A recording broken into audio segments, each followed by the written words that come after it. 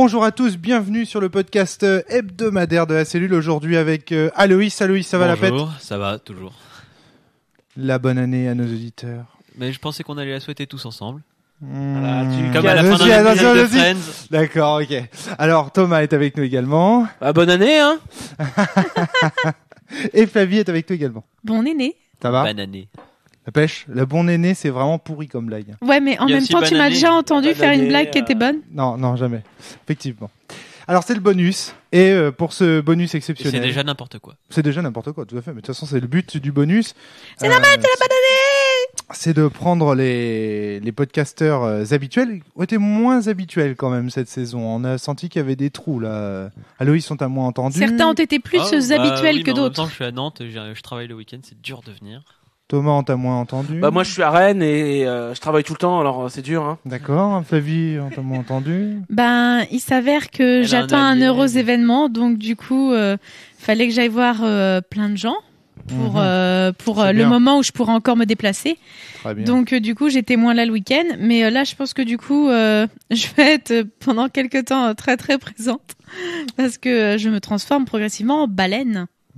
Et donc du coup, tu peux moins bouger. Et du coup, tu vas rester plus près des micros et de Oui, la il table de faudra mixage. m'attacher le micro, tu vois, et mettre une paille avec accès Trouver direct le, à la nourriture. Le et fauteuil de Stephen Hawking. Ouais, c'est ça. Allez, on commence tout de suite par passer en revue les différentes actualités de nos membres. Et vous savez qu'on a de plus en plus de membres sur la cellule, donc on va tâcher de faire plus ou moins vite. Alors la première actualité, c'est les actualités de Fabien Ilvain qui vient quand même de sortir. Enfin, qui vient.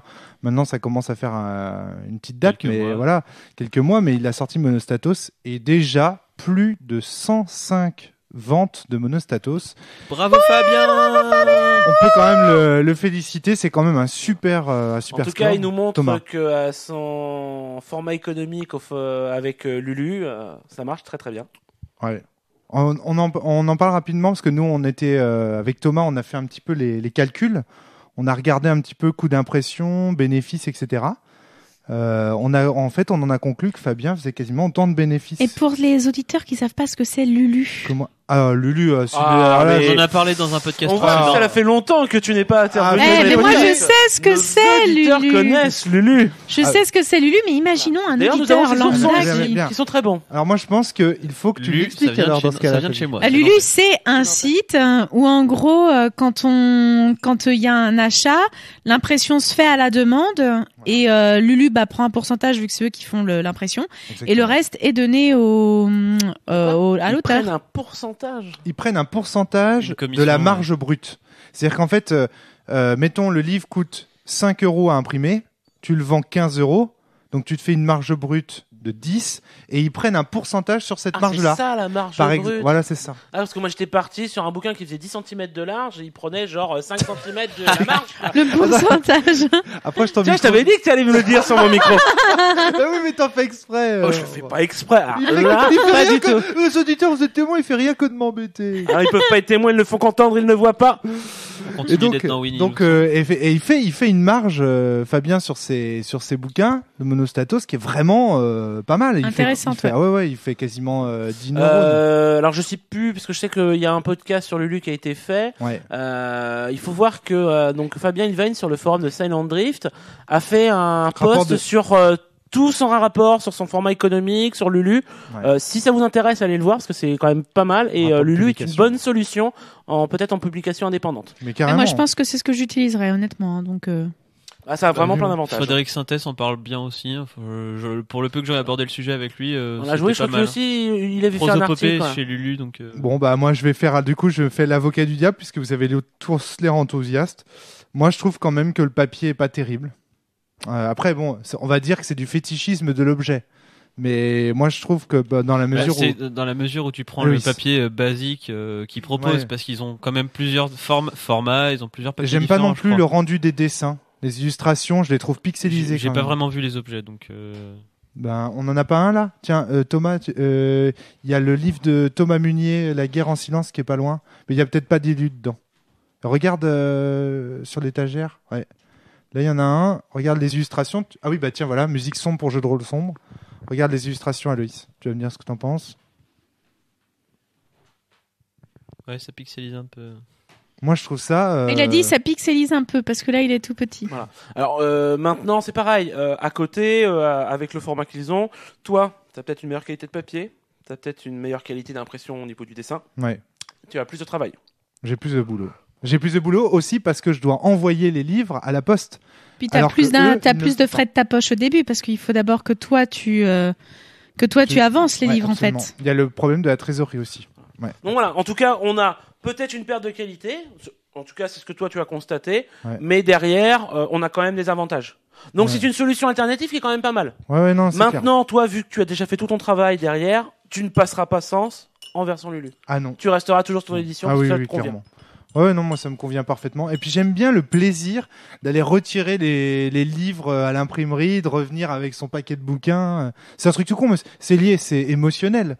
Par contre, je reconnais que Lulu est une excellente alternative, et d'autant plus pour Frédéric et Fabien, qui sont, et même Thomas Munier, qui sont des gens qui prônent que le but, ça reste quand même de soit transmettre une œuvre de fiction, soit transmettre une partie, et que finalement l'objet n'est pas si important que ça. Et en plus, faut le dire aussi, Monostatos, Prosopopée, c'est quand même de très beaux objets malgré tout. Hein. Je chie, là, je suis en train de faire mon Oui, c'est petit, du pinaille, voilà, voilà. je pinaille. Mais voilà, mais bon. Ouais, non, mais voilà, de non. ton point de vue personnel, Lulu, c'est pas par quoi tu Le passerais. petit Lulu, il n'y a pas le contact humain, quoi. Mais ça, j'ai eu l'occasion déjà d'en parler un petit peu dans le truc. Voilà, indépendant. donc Puis on va j'ai pas faire j'ai le podcast, il a déjà été J'ai fait. pas vraiment d'argument à part que voilà, mais tout est mieux, c'est-à-dire que ils envoient les trucs pour toi, donc t'es tranquille, t'as pas à faire l'envoi toi-même, il y a plus de marge et t'as pas de risque financier. Je veux dire, ça vaut bien le coup d'avoir un papier qui est moins correct, pas non plus beaucoup moins correct, il est moins correct et des images un peu moins précises pour avoir tous ces avantages-là. Et c'est là que je les rejoins complètement. Lulu, est-ce que c'est un Eldorado après Il c'est faudrait ça, voir on sur verra plusieurs bien. jeux. Voilà, faudrait voir sur plusieurs jeux. Il faut toujours faire ta com. Hein, Hmm. Lulu ne fera pas la com pour Voilà, toi. c'est ça. Mais ça, de toute façon, moi aussi, je le fais pour. J'ai envie de mais- dire que de Donc toute il n'y a façon, aucun avantage. même je me fais l'avocat du Fais-le. diable, même quand t'as un éditeur, hein, l'éditeur certes il fait un peu de com, mais c'est quand même la majorité du temps les auteurs qui se déplacent sur les Oui, on est conventions pour d'accord. pouvoir faire leur com. Mais c'est par rapport à un modèle indépendant comme celui de Romaric où de toute façon tous les procédés sont dans sa main. Tac. Mm. C'est quoi le micro que t'as parce que Je sais pas. On t'entend pas. On assez. t'entend pas en fait. Vas-y, Je parle crois que de- c'est parce parle qu'il a dans- éteint le 1, 2, bouton 1, qu'il n'y 2. avait pas. Ouais, voilà, très bien. Impeccable. Ouais, donc Alors- dans tous les cas, la com, on est toujours obligé de la faire au final. Donc de toute façon, indépendant ou pas indépendant. Ouais, non, mais c'est sûr. C'est sûr. Puis bon, Lulu, ça reste une solution alternative à mon avis. qui est C'est assez très, très honnête, on va intéressante. dire. Ouais, c'est clair. Ça joue bien son. C'est-à-dire qu'on a monté le son de ton micro, donc tu baisses encore la voix. C'est intéressant. Pardon. Non, ça va, c'est bon. Non. Bon, bref. L'autre membre actif, c'est Frédéric Sintès. Alors là, il est en train de faire Deux une membres série qui sont d'articles. souvent en contact, hein, je tiens à préciser. Ouais, Fabien et En contact Ilvain. très proche et intime. Très proche et intime. Tout à fait. Pardon, Donc, pardon à leurs compagnes respectifs. Leurs campagnes respectives. Ils habitent chacun dans un endroit et ils font leur campagne de jeu. Donc quoi qu'il en soit, Frédéric est très actif sur son blog Limbic System, sur lequel donc il parle beaucoup de théories. Là récemment, il y a Thomas Munier qui vient de faire un article pour son blog. Sur l'amour et la haine. Alors j'ai pas lu, j'ai juste lu le titre. Je me suis dit, ah, ça c'est marrant. Le Le blog blog de c'est Thomas- toujours Outsider. C'est Outsider. Hein. Non, là je parle de Limbic Systems. Thomas Oui, mais- Munier a été invité sur le blog de Ah, Limbic Systems. d'accord. Et donc j'avais pas compris on comme peut ça. supposer que Frédéric Sintès bientôt va faire un article. Ils sont dans un partenariat. Eux une aussi, espèce ils sont d'échange. rentrés en contact. Oui, en même temps, vu les derniers podcasts qu'on a enregistrés, on sentait que Thomas Munier était en train de passer du côté narrativiste de la force. On l'avait bien compris. Hein. T'étais là pour le test d'Influenza ? Oui, j'étais là. Ouais, voilà, on sent bien, on voit bien que là, il y a 3 larrons là, Thomas, Frédéric et Fabien, puis Thomas Poussou aussi là. Je dirais non, plutôt On en parlera tout à l'heure. la force obscure de la narration partagée. La narration partagée, voilà, tout à fait, le côté obscur de la Et narration pas, ne partagée. confondant pas les deux, mais bon. Justement, on aura l'occasion d'y revenir aussi tout à l'heure, dans nos coups de cœur et nos coups de gueule. Alors, Le cul de gueule, ouais. nos coups de gueule, absolument. Donc Démiurge est également en préparation, hein, le fameux. Ça approche, Full ça Metal approche. Alchemist. Alors qui a eu l'occasion de jouer à Démiurge autour de la table là Moi. J'ai alors- joué en solo avec Frédéric En Sintès. quelle année ? Ça c'est important. Quelle cuvée ? Parce que Démiurge c'est un petit peu Je comme sais le plus vin. si c'est fin Il se 2011. bonifie avec le Je crois temps. que c'est fin 2011 ou début 2011. Début 2011. Ou début 2012, pardon. Début 2012. J'ai joué Ah, en solo par Skype avec lui. D'accord. Et ça s'est bien passé ? Je suis pas fan de lancer autant de dés, mais Il y avait des lancers de dés. C'est c'est pas le problème, mais c'est souvent le trip des jeux de Fred. Fred est un fan des dés et c'est vrai qu'on en lance généralement énormément. J'aime pas quoi. le double usage qui est fait du dé. Le fait de devoir lire la valeur chiffrée, de lire le nombre de dés d'une valeur qu'il y a, ça me perturbe. Moi, je sais que j'y avais joué, mais alors de là à dire quand, c'était avec Pierre et toi, je crois. Ouais. C'était Fabien qui menait. Ouais. Et la partie, c'était. Je pense qu'il y a eu une refonte après. Si, c'était super. C'était avec la maison. C'était ce scénar-là. Non. Moi, j'ai fait 2 scénars. J'ai fait un scénar où c'est un truc à la Full Metal Alchemist. En gros, il y a des gars qui effacent la mémoire de certaines personnes C'est pour pas les faire ça que vivre dans un j'ai fait. village idéal. Et un autre où c'est le scénar, c'est une maison dans laquelle il y a quelqu'un, je crois, qui dépend de la vie de la maison. C'est à moitié une maison vivante. Et il y a quelqu'un qui veut maintenir la maison en vie. Et du coup, Ce qui est génial, c'est que tu as fait un scénar avec moi, mais que de toute évidence, il t'a beaucoup marqué puisque tu n'en parles pas. Si. Mais le scénar qu'on a fait avec Pierre, c'était un scénar de Démiurge Accomplissement, qui était une autre version de Démiurge où on joue des d'accord. Démiurges qui sont tout puissants et tout ça, non? Je ne sais pas. Moi, je sais qu'en Les tout démiurges cas, avec on un était D censé, majuscule, on était censé faire une enquête. Ça m'avait un peu fait penser à Shadowrun d'un certain côté. Et à un moment, on était dans une maison. Et il y avait des mecs qui venaient pour essayer de nous attraper parce qu'on était un petit peu poursuivis. Bref, moi, j'avais pas beaucoup aimé. D'ailleurs, la partie s'était pas très bien passée. On avait arrêté avant. Mais depuis, le jeu a été refait sur ce qu'avait dit Fabien à Fred. En fait, c'était il y a D'accord, ok. 2 ans, je crois, 2 ans et demi. Moi, à chaque fois, j'ai joué à Démiurge. Et à chaque fois, ça a donné lieu à des très bonnes parties.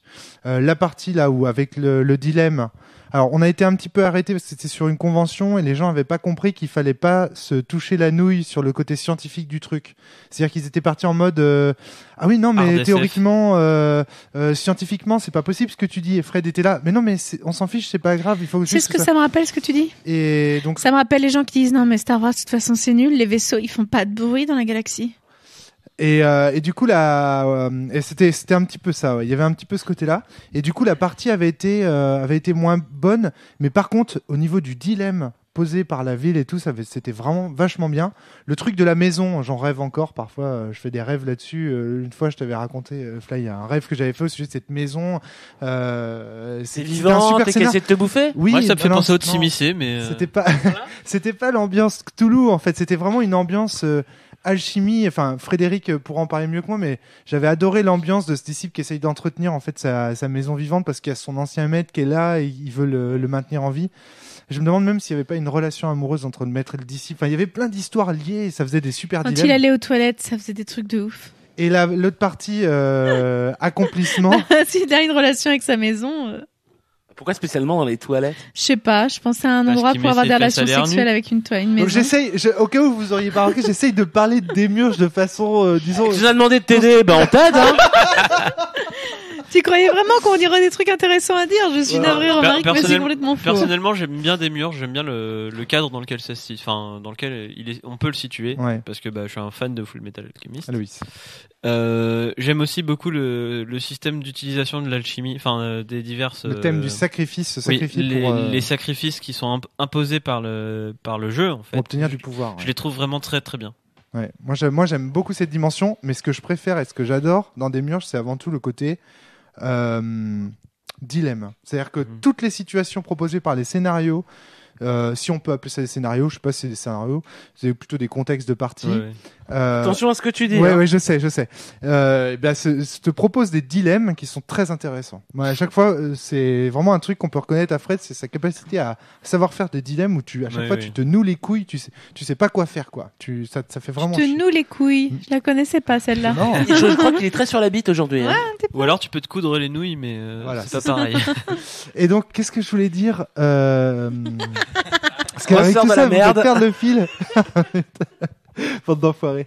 Et oui, et l'autre partie, c'était la partie Démiurge Accomplissement, et c'était dans le trip que on est devenus des personnages tout puissants, et finalement, il nous reste plus qu'une seule chose à faire, c'est nous faire la guerre pour obtenir la pierre philosophale. C'était aussi intéressant. Il y avait c'était plus caractère center, c'est-à-dire Ouais. vraiment centré autour des personnages, des enjeux des liens entre eux et tout.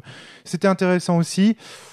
C'était moins Démiurge, plus une tentative, un essai, mais c'était pas mal aussi. Et ce qu'il faut dire aussi, c'est que c'est le jeu de rôle le plus classique de Frédéric qui va arriver. Oui, c'est vrai. C'est-à-dire avec un meneur, etc. Et j'ai très vraiment très très hâte de voir comment après Prosopopée, après l'accueil mitigé de Prosopopée par la critique et tout, les gens vont accueillir le jeu classique de Fred. Est-ce qu'il va y avoir un a priori? Est-ce qu'on va dire c'est un odieux jeu d'un narrativiste?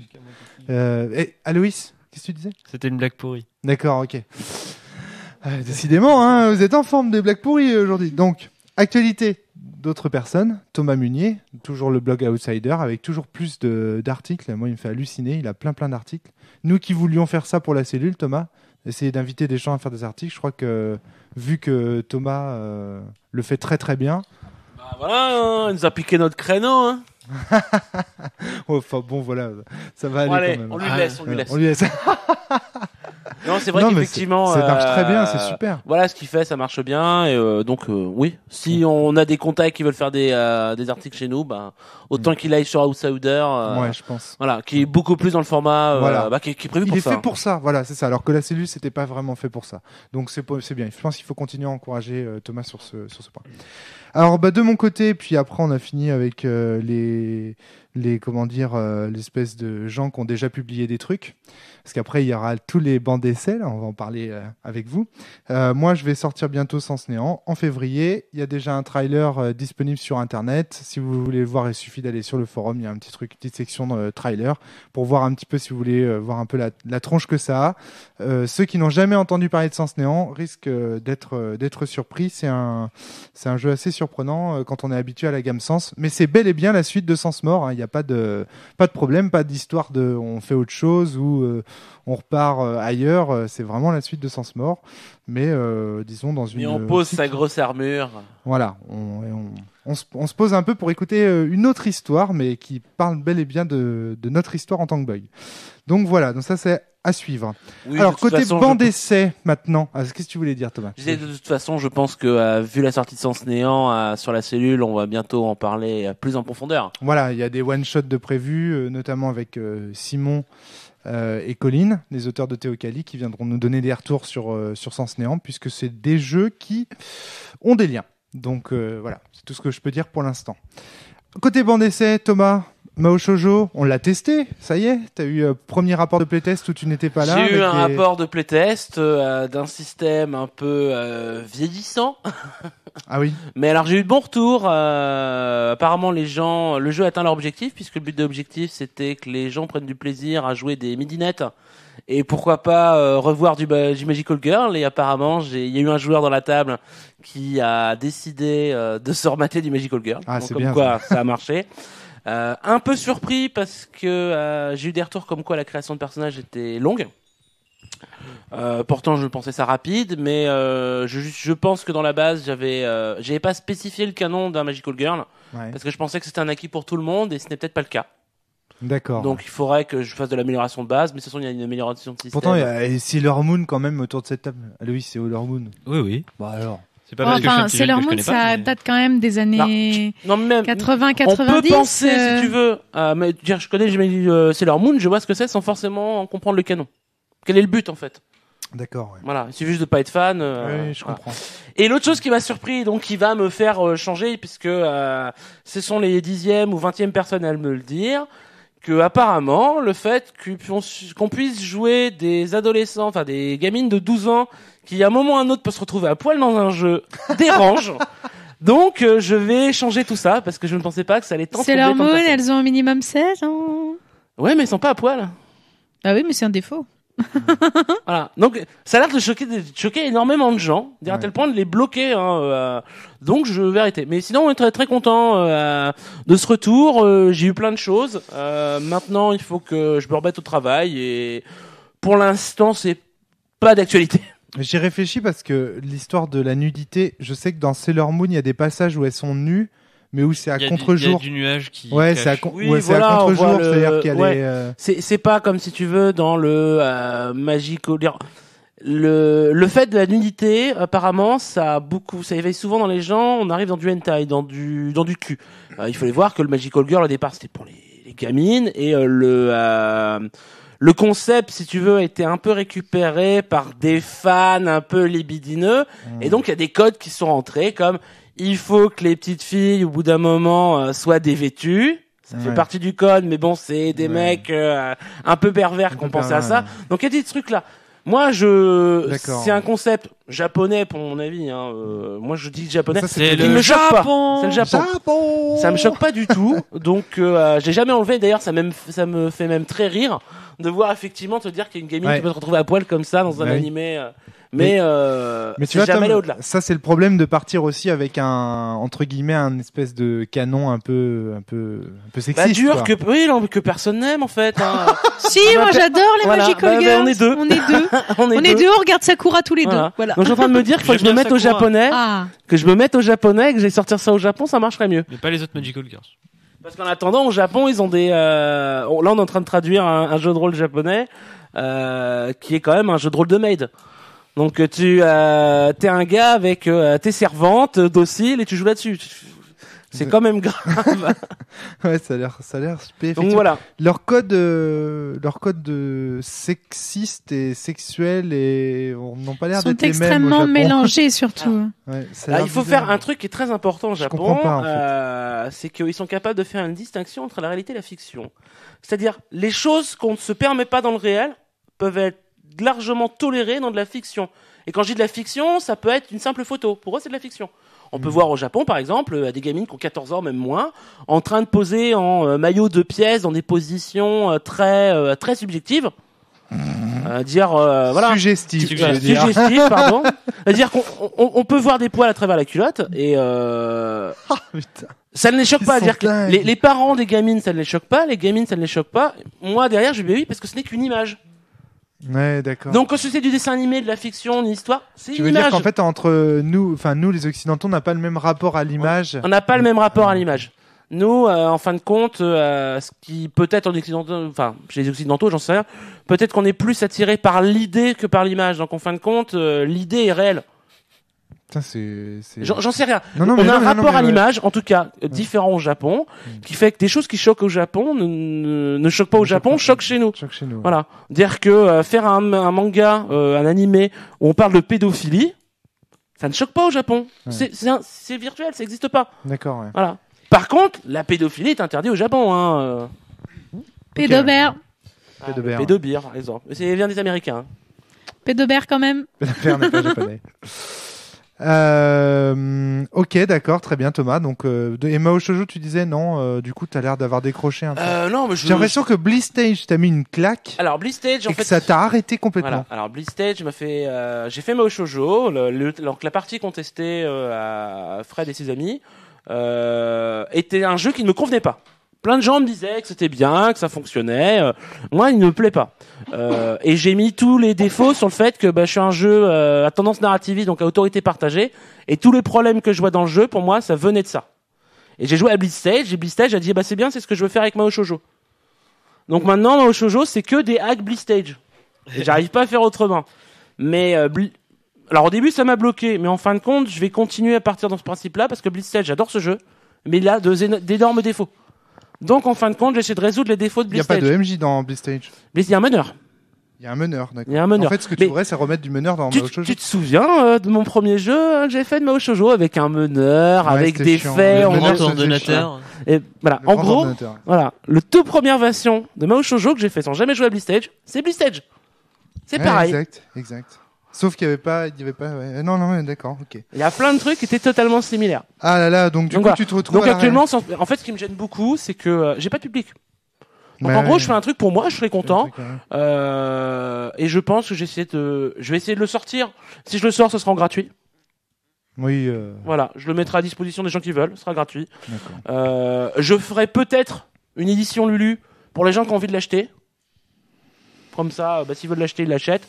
Mais je le mettrai à disposition gratuitement, en tout cas. Ensuite, j'essaie de m'intéresser à un autre jeu qui va peut-être avoir un meilleur cœur de cible, qui va être plus pour les gens qui jouent avec moi, donc qui a plus un avenir. Mao Shoujo n'a pas d'avenir dans le jeu de rôle en France, en tout cas. Ouais, je pense pas. Voilà, ça restera un jeu obscur comme les CNRPG. Ça aura autant d'avenir que les CNRPG. D'accord. Et les CNRPG existent parce qu'il y a des fans, mais c'est pas un jeu qui est très joué. Je pense qu'il y a moyen en fait de faire un hack d'un jeu qui existe déjà. Par exemple, de développer ton jeu pour de Mao Shoujo, mais pour le shoujo manga, mais peut-être en disant que c'est pour du Saint Seiya ou un truc comme ça. Tu sais, d'essayer de faire un système parce que moi je trouvais que ton jeu en fait Mao Shoujo ça collait bien à du Saint Seiya aussi. C'est pour ça que je me suis aperçu que mon système était pas bon. Oui, parce que ça si doit tu pas peux être du mélanger Saint les deux. Seiya. Non, d'accord, mais bon, voilà. Oui, non, mais je Mais suis Saint Seiya d'accord. a un petit côté trouver Magical Girls. Ce que je veux dire, c'est trouver un échappatoire, une manière de faire jouer au jeu, de faire tester le jeu sans pour autant. Je veux pas être mensonger, dire je veux pas emmener quelqu'un en disant tu vas jouer à un jeu sympa où tu joueras des petites minettes, mais non, je veux être clair que dès le départ on va jouer à tel type de jeu, tu vas vivre ça, telle situation, tu vas ressentir des émotions que t'as jamais ressenties, voilà. Ouais, c'est le but du truc. Donc je vais le faire parce que ça m'intéresse. J'ai du mal à me remettre dedans parce que personne veut jouer. Quand t'as ton entourage, tu te dis tu veux faire un scénario et que personne veut, oui, mais on Flavie lève la main, mais c'est toujours toi qui veux jouer. C'est toujours toi qui veux jouer. Donc en fin de compte, Oui, on est deux à le faire. C'est vrai. Moi j'ai dit que je voulais bien aussi. Oui, bien sûr que tu veux bien. Fabien m'a dit qu'il voulait bien, Christophe m'a dit qu'il voulait bien, mais en fin de compte, c'est des jeux qui les intéressent pas. Ah si, moi ça m'intéresse. Ils jouent très bien. Ça t'intéresse de jouer Je des Magical Girls? suis pas un grand fan de Magical Girls comme toi. J'ai grandi avec Cardcaptor Sakura, je regarde toujours d'ailleurs. On sent la jeunesse. Parmi les auditeurs, parmi les auditrices, si certains d'entre vous kiffent le Mao Shoujo, n'hésitez pas à contacter, le shoujo manga, n'hésitez pas à contacter Thomas Poussou au 06. Voilà. Non, mais attendez encore quelques semaines que j'arrive à bien me motiver, et puis vous aurez la version gratuite. Voilà, ouais. Comme ça, vous pourrez jouer si vous avez envie de jouer. Et je serai très content d'avoir des retours, parce que ça montrera que le jeu fait plaisir à des gens. Mais pour moi, c'est pas un jeu qui a de l'avenir. Ok. Aloïs, en préparation des Utopiales. Doucement, hein. Les Utopiales ça commence vraiment à s'organiser qu'à partir d'avril-mai en général, pour ce qui est pas la partie, la grosse partie on va dire. Donc il y a ça d'un côté, il y a. T'étais pas là quand on a fait le débrief des Utopiales la dernière fois? Si, je crois. crois. Je suis pas sûr, j'ai un doute. Je sais plus. Si t'étais là. Si. Pour rappeler ce bien. que c'était. Bah oui, il y avait Emmanuel en plus. C'était vraiment classe les Utopiales cette année. C'est toujours classe les Utopiales. Alors, je sais pas, j'y étais pas les autres années. Ouais, mais c'était vraiment très très bien quand même. Ah ouais, moi, j'ai vraiment très pris. D'ailleurs, il y a encore des podcasts qui vont arriver, qui ont été enregistrés là-bas et qui sont d'excellente qualité. Enfin, moi, j'ai beaucoup aimé. Nous te faisons les yeux doux pour l'année prochaine. Hein. Ouais, en gros là, si parle-en à Adélaïde. Oui. Ouais. On revient quand vous voulez. On est motivé à fond. Il faudra demander un passe-presse pour l'an prochain. Ah ouais, je lâche le bébé chez mes parents et puis on y va. En pensant à Bobo cette fois. Non, mère active. C'est Bobo qui Bobo, dont tu regrettais l'absence. Ouais, vraiment. Sinon, donc moi je suis un peu moins dans le jeu de rôle en ce moment parce que je suis encore en études et que je m'occupe un peu de mon année prochaine. Comme j'en parlais en préparation du podcast, mais en fait, là tu commences à t'orienter un peu vers l'événementiel et tout ça. Donc, je suis en train de réfléchir parce que pour une des licences que je dois préparer un projet pédagogique innovant et j'essaie d'en faire un en rapport avec le jeu de rôle. Donc peut-être que ça repassera par ici d'ici quelques temps. D'ailleurs, pour l'instant, c'est. Il y a une personne qui m'a écrit qui s'appelle le Monsieur Voisin. Alors je ne sais pas s'il s'appelle Paul ou Christophe, je ne m'en souviens plus. Ça a l'air, je pense que c'est un membre de la Fédération française du jeu de rôle et il a fait des rapports en fait sur l'état du jeu de rôle en France. Je tiens à lui dire pendant ce podcast bonus que j'ai bien pris en considération sa demande, que je vais lui envoyer des messages incessamment sous peu et que effectivement il voudrait s'exprimer sur le podcast de la cellule pour parler un petit peu de son rapport. Alors je sais pas si c'est un rapport avec ça ce que tu es en train de faire. Ça peut jouer. Et ça pourrait être intéressant que vous rencontriez et voir. Mais ça datait de 2006 son étude. Mais en fait toutes les études sur le jeu de rôle datent de début des années 2000. Voilà. Hein. C'est assez, ça commence à avoir de l'âge, quoi. Et du coup, il reste une dernière petite actualité, donc qui est le jeu que j'ai commencé à préparer en fin d'année 2012 pour le concours des Murges en herbe, donc qui s'appelle Murmure. Ah oui, Murmure. Que je t'ai transmis aux Utopiales. Oui. Donc il est un peu en stand-by parce que j'attends ton retour pour travailler en même temps que je travaille avec celui de Fred. Sans déconner. T'attends mon retour. Non mais je pour l'instant, comme j'ai dit, je suis pas mal occupé avec mes études, mon travail, etc. Parce que t'as intérêt de me faire un mail de rappel, hein, parce que ton jeu, ça fait très très longtemps que je l'ai pas ouvert et que je l'ai pas vu. Oui, mais t'en fais pas. Il est sur ma tablette. Je peux te jurer qu'il est sous une pile de documents. Je t'ai donné la version papier aussi. Attends, tu m'as donné une version de papier de Aux Utopiales, je t'ai donné la version papier que j'utilisais pour la correction. C'est vrai ? Oui. Ah, ça me dit quelque chose maintenant que tu le dis. Ça te fait plaisir de lui avoir prêté un mais putain, je suis désolé, Aloïs. Il est surbooké, je le sais très bien. C'est pour ça que je l'attends. Navré, je passe pour un guignol en direct là. Ouais. C'est pour ça que je l'attends pas vraiment. Je m'occupe de choses en même temps. Faut me le rappeler, sinon tu vois, j'oublie. Le fait est qu'on m'a fait plusieurs fois la remarque que c'était du sens néant. D'accord. Bon, c'est vrai qu'il y a de grands rapports. Enfin, il y a des points communs. Thomas pourra en attester vu que ça a été un de mes relecteurs. Non, j'ai rien vu, moi. À la première lecture, il a rien vu. La mauvaise foi. À la première lecture, il a rien vu, puis je lui fais oui, Frédéric, il m'a dit ça. Ah oui, c'est vrai. Bon. On se souvient pas. D'accord. En quoi c'est dans un trip un peu onirique et qui est très axé sur l'utilisation des mots. En fait, de la parole en général et de la communication avec l'extérieur. Donc, je pense que c'est ça qui rappelle un peu les choses. Et quelques mécaniques aussi. C'est pas ça non plus. Ah bon? Moi, ce qui m'a rappelé beaucoup Sens, donc Sens néant, c'est la façon dont t'as écrit ton jeu, la façon dont t'as écrit l'univers, la façon dont t'as décrit tes peuples. En fait, tout ça m'a fait penser, ah ouais, mais c'est du Sens néant. Sans parler du mécanisme.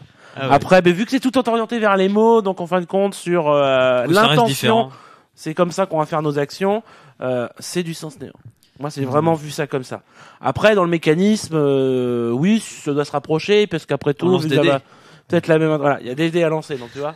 Mais moi, c'est vraiment l'univers. En fin de compte, c'est l'univers, la façon dont tu as tourné ton univers dans ta base, qui m'a fait dire ah ouais, c'est vrai que c'est du Sens néant. Donc l'univers, c'est du repompé. En fait, j'ai l'impression que tu as pris une culture que t'aimes beaucoup, oui. C'est celle de la Finlande. Enfin, les cultures phéniques en général. Il y a du lapon, de l'estonien et du finlandais, du finnois. Et qu'après, tu as un peu... Et du casque à cordes ? Oui, un peu.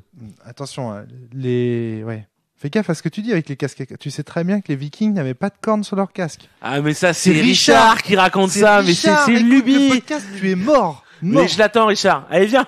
Et parce que les cornes pouvaient se prendre dans les filets sur les bateaux, et donc pas de casque à cornes. Pas de cornes sur les casques. C'est une légende urbaine, ça. Hein c'est facile, ça. Moi, je voudrais voir un expert qui m'affirme qu'il était là devant les Vikings, il n'y avait pas de casque à cornes. Et donc, j'ai l'impression que tu as pris le mythe, les mythes de Finlande, et que tu les as, t'as un peu onirisé, en fait, la Finlande. T'en as fait un espèce de territoire de rêve. C'est pas allé dans ce sens-là, en fait. À la base, j'ai commencé à créer un univers. À réfléchir sur la magie des mots, etc. Et je me suis dit, tiens, ça me rappelle la mythologie finnoise parce que justement, dedans, la magie est faite à partir de poèmes et de chansons. Et du coup, ça me l'a rappelé et je me suis dit, bah tiens, autant assumer complètement ça. Donc j'ai choisi le parti pris de justement m'en inspirer. Enfin, j'ai pris quelques rares légendes, hein. J'ai vraiment fait peu de travail là-dessus pour le faire, parce que bon, Démiurge en Air, j'avais 2 semaines pour écrire un jeu, j'avais pas le temps de faire les recherches suffisantes pour pouvoir m'inspirer vraiment de la mythologie. Par contre, j'ai utilisé le vocabulaire légèrement suédois et beaucoup estonien et finnois. D'accord, ok, ouais. Donc c'est allé dans l'autre sens. Fly, quant à toi, l'actualité, elle est simple. C'est arrêt, congé, maternité bientôt. Et donc enfin reprise de mon travail personnel. Créatif. Puisque avec le boulot, en plus, il m'avait muté hyper loin de chez moi. Donc quand j'arrivais le soir, il était tard. Donc j'ai tout laissé un peu en stand-by. Donc là, on va pouvoir un peu s'y remettre. Hein. Donc je vais vous faire suer. Je vais vous faire suer avec du Medfan à ma sauce. Et je sais que vous détestez tous ça à la table, donc vous allez être hyper contents de tester. Ta sauce ? Non, plus le Medfan. Ma sauce, elle est pas pour tout le monde. Hein, tant que tu mets pas d'elfes nazis et de nains qui pensent qu'à creuser et tuer du gobelin, moi ça me va. Hein. Ah bah ça devrait aller. Alors, donc c'est du Medfly, voilà. Donc je me remets dans mon Medfly et ça va être bien. Voilà, je suis contente de me remettre dedans. Ça me fait du bien. Eh bien, on verra. Donc, finalement, c'est plutôt pour le prochain bonus. On verra comment t'auras avancé. Et puis, on verra comment vous aurez détesté la première. Mais j'adore parce que tout le monde dit, bon, je développe un jeu, mais en gros, vous allez tous le détester. Ça fait plaisir. Non, j'ai pas dit que vous allez le détester parce que mon jeu, il est bien. Bah, je fais un jeu, mais bon, bah, tu l'as oublié. On a un bon maître, hein. Ouais. Qui sort des jeux et qui dit, oh, ça c'est nul, et ça c'est nul, hein. Oui, c'est clair, le maître de la flagellation, quoi. Ah, sans ça, c'est tellement nul. Ah, je suis le plus mauvais joueur à mon jeu. Ah. Ah, ça y est, on a froissé le... En fait, j'essaye de trouver une répartie correcte, mais je n'en trouve pas. Ça ne marche pas. Merde, t'as dû fermer ma Non, gueule. tu sais, genre, il faut pas confondre flagellation et autocritique. Je dis, oh non, quand même, là, tu te la pètes. Attends, qu'est-ce que je pourrais dire bah, rien, Flagellation, en fait. autocritique, c'est Oui, pareil. Ok, vous avez été à bonne école. Bon, c'est bien, allez. Mais si, Allez, ça jouez, va là. être trop bien nos jeux, Putain. vous allez tous les aimer, bien sûr que oui. Enfin bref. Ah là là. Bon, les actualités de la cellule maintenant. Bon, on célèbre un magnifique partenariat avec le GROG. Je croyais que t'allais parler de l'anniversaire des ludopathes pour Thomas. Attends. Fais pas le podcast avant le podcast. Pas de podcast, moi, je suis pas là. Hein. Alors, la cellule. De GROG, partenariat déjà. Pour commencer. Merci le Grog. Merci. On peut remercier effectivement les matelots du GROG de nous avoir ouvert les portes des critiques là dans la colonne de droite maintenant. Lorsqu'un jeu aura été testé par un one shot de la cellule, vous trouverez dans les colonnes de droite le petit logo de la cellule qui vous indique qu'il y a un podcast à aller écouter sur ce jeu. Et donc ça vous permettra d'avoir... on entend tes bruits de papier dans le micro, je crois. Je m'en doutais. Ah, c'est comme au cinéma. Hein. Voilà, c'est ça. Il y a un mec derrière qui mange des chamallows. Et donc, du coup, c'est intéressant parce que ça va permettre aux gens d'avoir une visibilité de la cellule par les critiques faites dans One Shot. Ça ne fait pas en sorte que les jeux qui ne figurent pas, qui ne sont pas fichés par le GROG, deviendront par la même fichier. C'est-à-dire que par exemple Prosopopée, qui n'est pas encore référencé sur le GROG, ne deviendra pas référencé sur le GROG du fait qu'on ait fait un one-shot dessus. Le GROG a sa propre définition du jeu de rôle. C'est une vieille définition dont ils se servent pour limiter l'entrée parce que sinon, ils ne seraient pas assez nombreux pour ficher tous les jeux. Et ils ne veulent pas se retrouver à afficher des jeux qui sont à narration partagée ou ce genre de choses parce qu'ils pensent que ça ouvre la porte à des jeux de société. Ça ouvre la porte aussi à des jeux qui viennent de l'étranger. Et donc, ça leur fera probablement trop de travail. En gros, ce que j'en ai compris, c'est ça. Maintenant, je ne suis pas le GROG. Là, ici, je ne parle pas en leur nom. Je dis ce que j'ai ressenti quand j'ai parlé avec eux.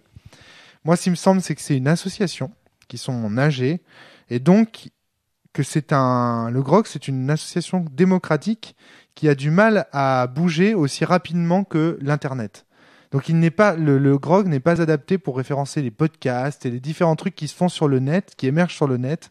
C'est pas fait pour ça. Et donc du coup, ils se retrouvent un peu dépassés par les événements et leurs responsabilités.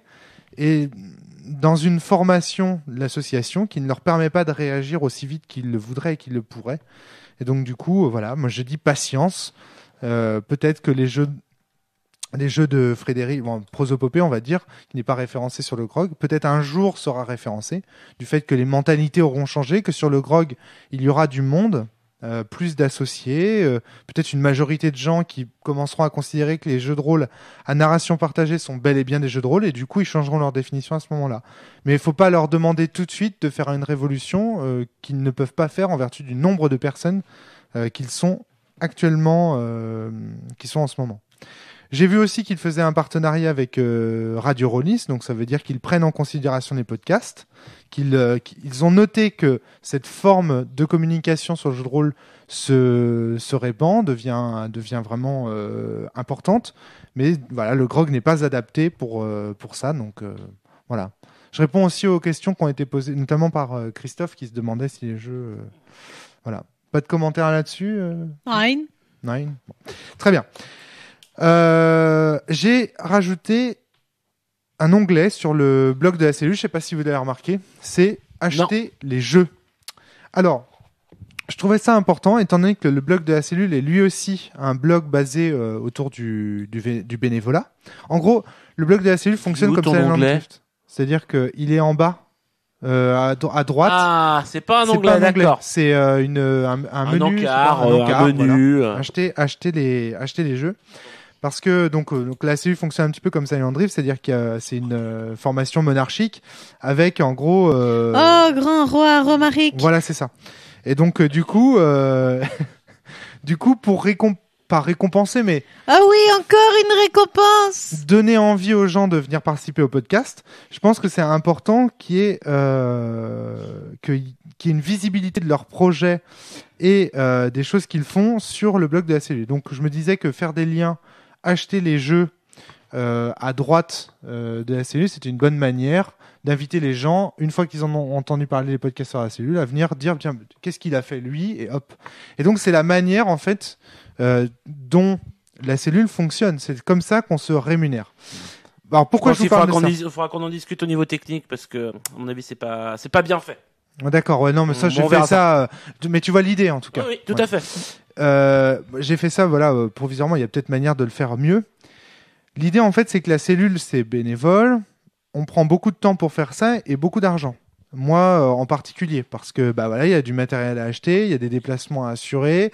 Comme là, on va faire des utopiales et d'autres conventions qui nous coûtent financièrement. Donc, voilà, la cellule, ça dépend de Sens. Donc, autrement dit, l'argent que je gagne dans le milieu du jeu de rôle avec Sens me permet de financer la cellule aussi. Donc, si vous soutenez la cellule, une bonne manière de soutenir la cellule, c'est tout simplement d'acheter Sens.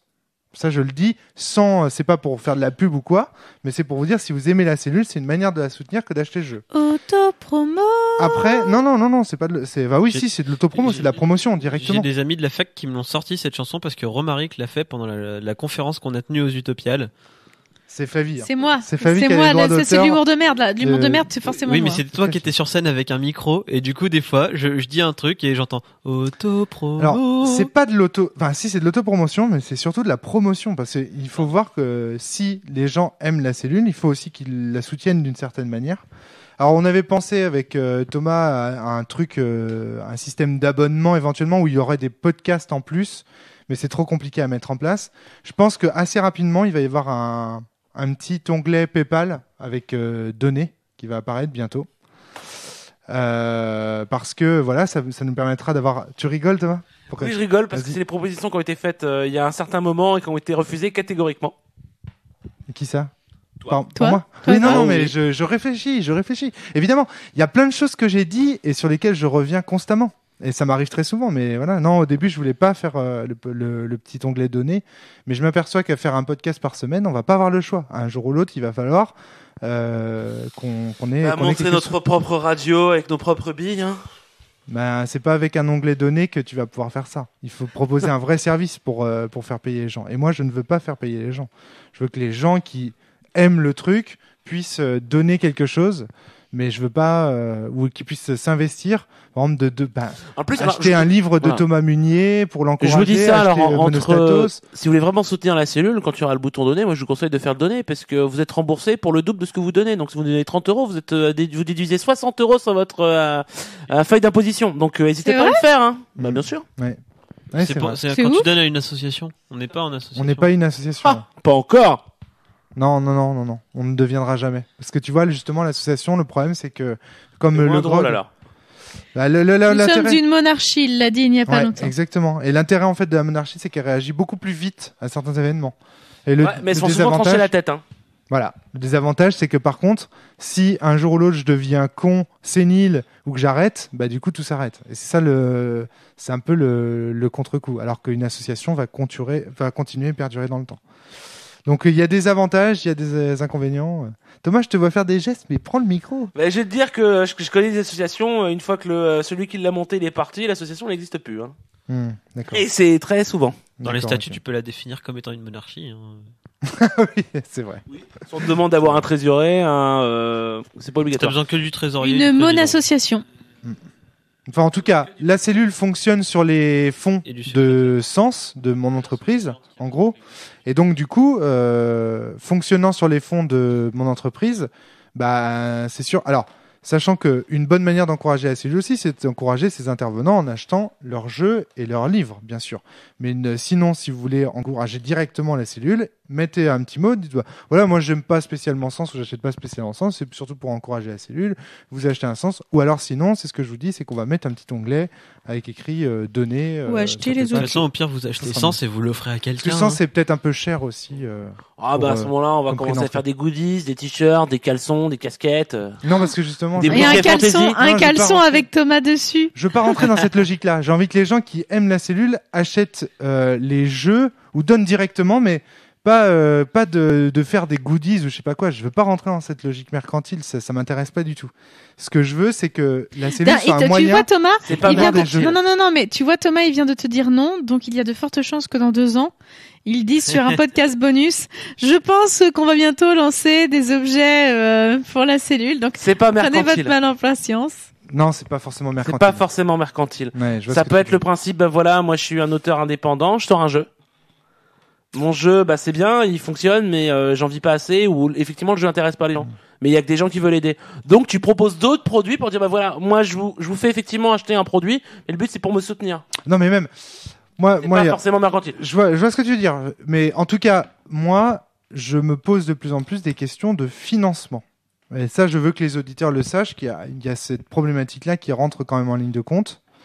Sens se porte bien, c'est vrai, mais la cellule, c'est un poids financier qui pèse. Et voilà, donc du coup, il faut réfléchir à une manière de financer, de soutenir la cellule de façon, sachant que c'est pas un énorme financement. Enfin, il n'y a pas besoin d'un énorme financement. Voilà, tu prends par exemple là, ça fait 3 plombes qu'on traîne un putain de micro de merde. Quand j'entends les gens parler dedans, j'ai l'impression qu'ils sont en train de parler sur Skype. S'il vous plaît, pour ce pauvre micro, faites une donation. Il faut qu'on le remplace. Un micro. Que Flavie ait enfin une voix décente quand elle parle. Mais vous serez vachement déçus en fait parce que j'ai une voix toute assise à chier avec un vrai micro. Hein. T'entends, on l'a entendu avec sa vraie voix aussi parce que j'essaye de faire tourner le micro de merde. Mais le truc, c'est que voilà, un micro, mine de rien, un bon micro, ça coûte 70 €, 60 € quoi. Voilà, c'est ça le. Donnez. Non, attends. J'ai pas encore mis en place le bouton PayPal. Je lance juste cette discussion là. Je suis sûr qu'il y a des internautes qui nous écoutent, qui savent très bien que voilà, il y a cette problématique là qui rentre en ligne de compte. Et je pense qu'il y en a qui ont des idées, des choses à nous proposer. Proposez-les dans les commentaires. Réfléchissez-y aussi de votre côté. Nous sommes très ouverts. Et voilà. Et je pense qu'il y a moyen de. Mais je pense que le petit bouton PayPal, ça serait parfait. Alors, voilà. Il y a beaucoup de choses. Il y a beaucoup d'autres choses à dire sur la cellule. Rapidement, on va faire un petit tour. Les émissions, globalement, autour de nous. Retour. C'est trop bien autour de nous. Je suis trop contente de faire cette émission. Voilà. C'est une bonne idée qu'on a eue. Ouais, c'est trop bien qu'on ait eu cette idée-là tous les deux. C'est trop Donc cool. vous êtes contents de l'émission de Auto-promo. ces retours. Ouais. Auto-promo, on fait notre auto-promo. Et je vous rappelle qu'on est sur le podcast de la cellule. Si à chaque fois qu'on dit un truc, vous dites que c'est de l'auto-promo... C'est pas moi qui l'ai dit. Voilà, ça peut être possible. Moi, tout ce que j'ai à dire, c'est que Aloïs et moi, on a eu une idée incroyable et on voudrait remercier beaucoup les gens, et c'était avant tout des rencontres. Et J'allais venir au monologue de Tis aussi. Bon, c'est effectivement... bon. C'est un podcast bonus. On a eu des... vous pouvez constater, chers auditeurs, que ils n'ont rien à dire. Disons que aux Utopiales, les 2 podcasts qu'on a fait étaient vraiment très intéressants. Bon, le deuxième pour l'instant il n'a pas encore été diffusé. Mais moi c'était mon préféré aussi, hein, le deuxième podcast. C'était un peu le point de départ de l'émission d'ailleurs, parce que c'était pour celui-là qu'on a pensé à la chose. Vu que c'était oui, Ganassia ça a été un Ganassia ça a été très très bien. C'était oui, mais c'était pas, on n'avait pas prévu. C'était pas prévu. Voilà. C'est un hasard. Et du coup, oui, c'est quand même 2 émissions qui ont été assez intéressantes, qui ont permis pas mal d'ouverture et qui ouvrent des portes en fait pour plus tard aborder des sujets qui touchent peut-être plus les rôlistes que ceux-là.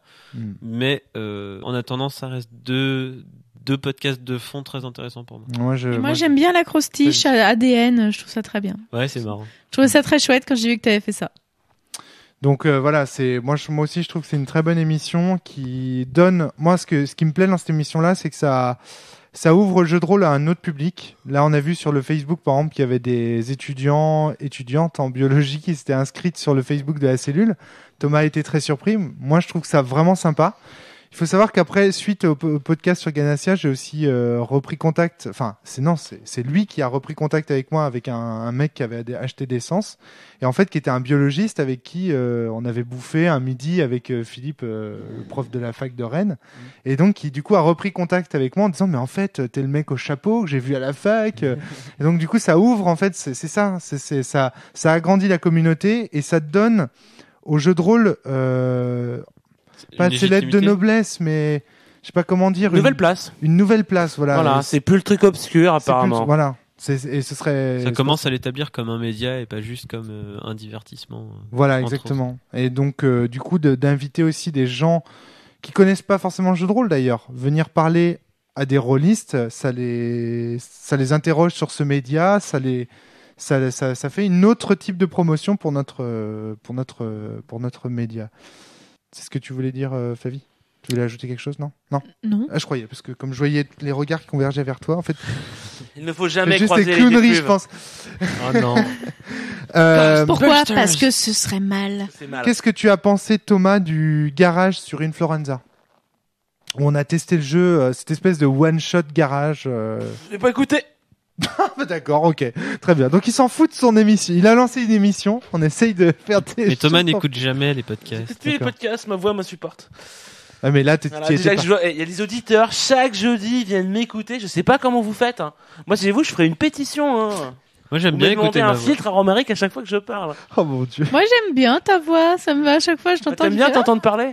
Ah non, moi j'ai une voix de merde, voilà. mais je m'en fous. Et on se retrouve dans la même chose. Tu vas demander aux auditeurs de mettre un filtre sur toi ? Non, j'estime que, écoute, plein d'enfants tous les jours. Brad Pitt. En tout cas, je pense que les tu ne regardes jamais quand tu joues sur ce podcast ne sert à rien. Non mais tu vois, tous les jours, il y a des enfants qui m'écoutent parler, pas de bol pour eux. Enfin, tu vois, c'est pareil pour vous.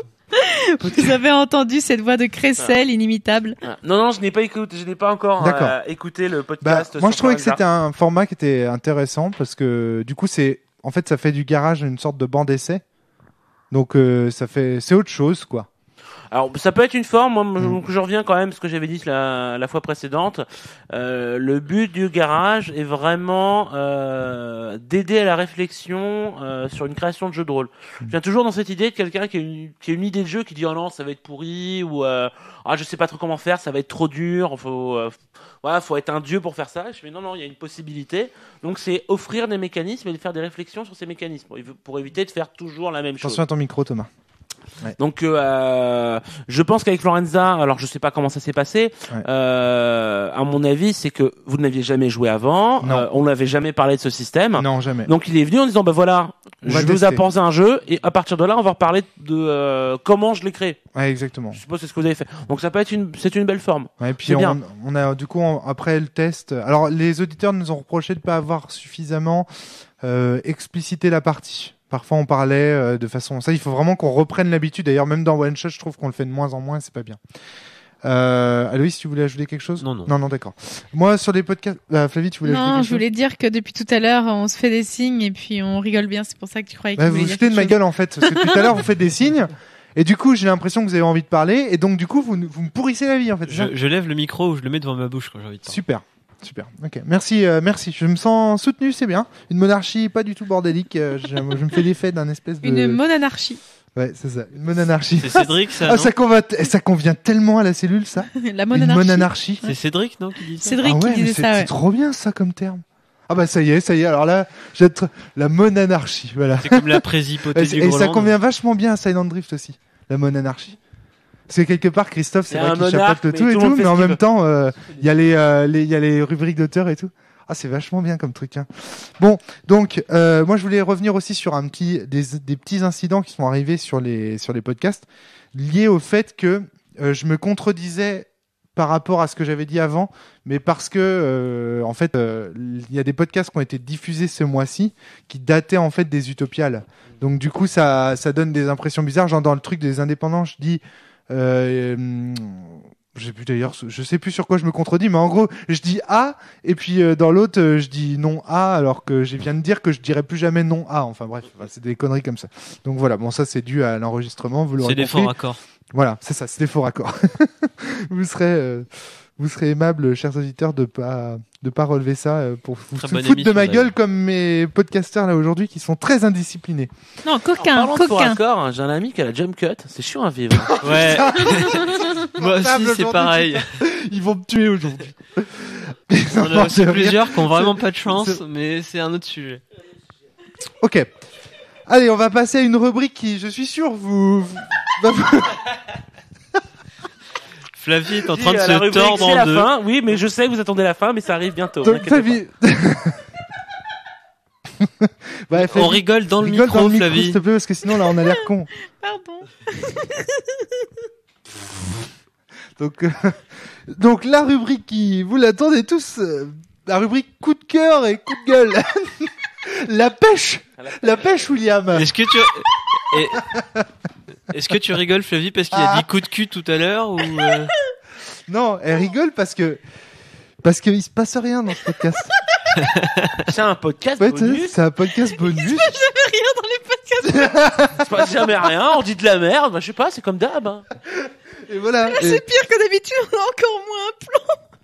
Mais vous avez l'air de rien avoir à dire. Mais moi, j'ai plein de trucs à dire. Il y a plein de choses à dire. Il a un plan. J'ai un plan et tout. Dieu a un plan. T'es comme les Silence, quoi. C'est ça. J'essaye de parler de mes amis qui font des trucs super. Il faut éviter les amis qui font des trucs super, pas ceux qui font rien. Il marque un point quand même là. Hein. Mais vous faites pas rien, les gars. Vous faites plein de trucs pour essayer d'arrêter un peu. Bon, alors, le coup de cœur, vos coups de cœur et vos coups de gueule. Aloïs, on commence par toi. Alors déjà, coup de gueule. Ouais, on va commencer. On fait d'abord un tour de table avec les coups de cœur. Donc moi, mon coup de cœur, c'est un article qui est paru sur Gameblog.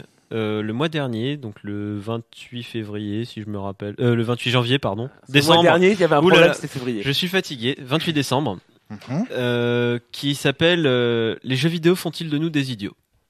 Ah. Donc l'auteur joue à Binary Domain et il se retrouve devant. Donc je cite au début de Binary Domain, j'assiste à une scène hyper beauf. Une jolie fille débarque, les deux héros sont excités et l'un d'eux dit, on dirait une actrice connue. Ce à quoi l'autre répond de quoi tu parles, tu regardes juste des films porno. Silence, avant de comprendre qu'elle est justement comparée à une actrice porno. Donc en fait, il part de ça pour dire que ça l'a fait rire, alors que c'est quelque chose qui au cinéma l'aurait consterné. Et que justement, est-ce que le jeu vidéo n'a pas plus de tolérance du point de vue de certaines choses ? Voilà, il parle de la volonté, peut-être pas assumer des éditeurs de jeux de jouer avec les clichés de tel modèle et de faire de pire en pire en fait.